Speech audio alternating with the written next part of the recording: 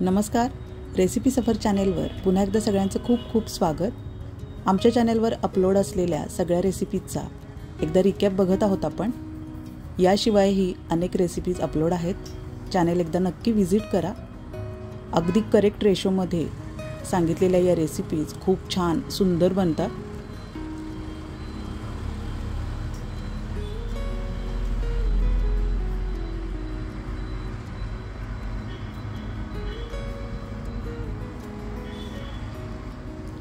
आजच्या भागात आपण बघणार आहोत गोबी मंचुरियन। घरच्या घरी बनवलेलं गोबी मंचुरियन आरोग्याच्या दृष्टीने सुद्धा उत्तम असतं। तर बघूया, किसलेला कोबी मी इथं 1 कप घेतलेला आहे। कोबी किसून घ्यायचा आहे आणि त्यानंतर मोजून घ्यायचा आहे। यातलं पाणी काढलेलं नाही आहे मी, किसल्याबरोबर आपण हा मोजत आहोत। 1 कप भरलेला आहे। किस मोजून घेतल्यामुळं आपल्याला मैदा आणि कॉर्नफ्लोअरचं करेक्ट प्रमाण कळतं। आणि हा आहे दुसरा कप। मीडियम साईजचा कोबी होता, तो किसून झाल्यानंतर 2 कप भरलेला आहे। त्याच कपानं अर्धा कप मैदा टाकलेला आहे।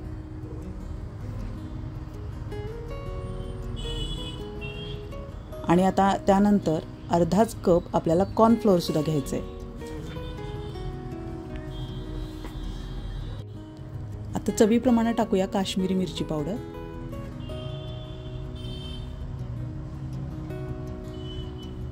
आणि चवीप्रमाणेच घ्यायचे मीठ। आता या स्टेजला तुम्ही काळी मिरी पूड सुद्धा टाकू शकता।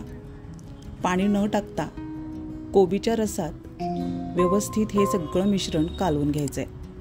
पाणी टाकण्याची अजिबात गरज पडत नाही, कारण कोबीच्या रसात व्यवस्थित मैदा आणि कॉर्नफ्लोअर व्यवस्थित कोट होतं। तर पाण्याचा अजिबात वापर करू नका। हे बघा, हे असं गोळा करून घ्यायचं आहे आणि त्यानंतर याचे छोटे छोटे गोळे करून आपल्याला तळून घ्यायचे आहेत।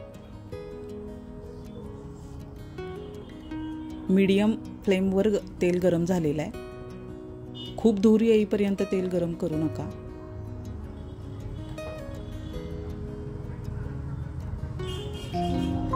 फ्लेम मीडियमच ठेवा, म्हणजे ते आतपर्यंत व्यवस्थित तळले जातात।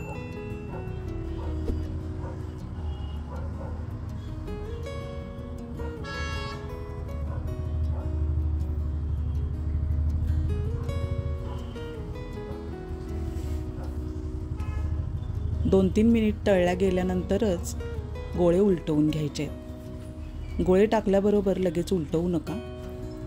5 ते 7 मिनिटात गोळे तळून तयार आहेत।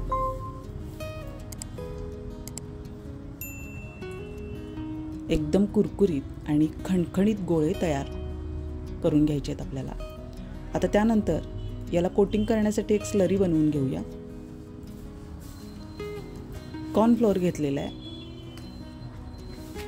या प्रमाणासाठी 1-1.5 चमचा कॉर्नफ्लोअर पुरेसा आहे। त्यानंतर त्यामध्ये टाकायचे टोमॅटो सॉस। हे सगळं आपल्याला आवडीप्रमाणे टाकायचं आहे। त्यानंतर टाकायचे red chilli sauce,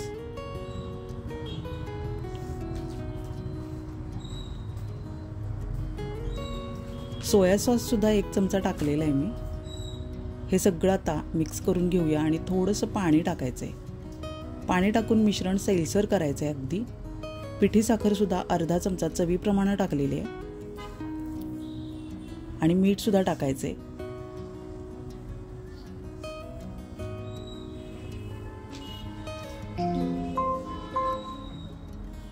green chilli sauce सुद्धा चालेल यासाठी।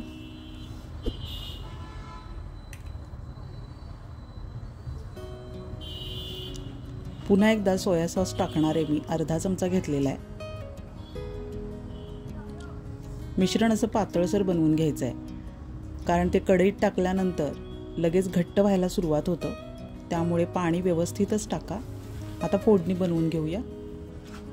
कढईमध्ये 1च चमचा तेल टाकलेलं आहे या प्रमाणासाठी आणि त्यावर टाकायचे जिरे आणि लसूण बारीक चिरूनच घ्यायचा आहे, पेस्ट टाकू नका। बारीक चिरलेला लसूण परतून घ्यायचा आहे। आता यामध्ये तुम्ही हिरव्या मिरचीचे बारीक तुकडे सुद्धा टाकू शकता। त्यानंतर ही बनवून घेतलेली स्लरी टाकायची आणि लगेचच हे सगळे तळून घेतलेले गोळे टाकायचे। स्लरी टाकल्याबरोबर ती घट्ट व्हायला सुरुवात होते, त्यामुळं लगेचच गोबी मंचुरियनचे गोळे टाकून घ्या, म्हणजे त्याला ते लगेच कोट व्हायला सुरुवात होईल.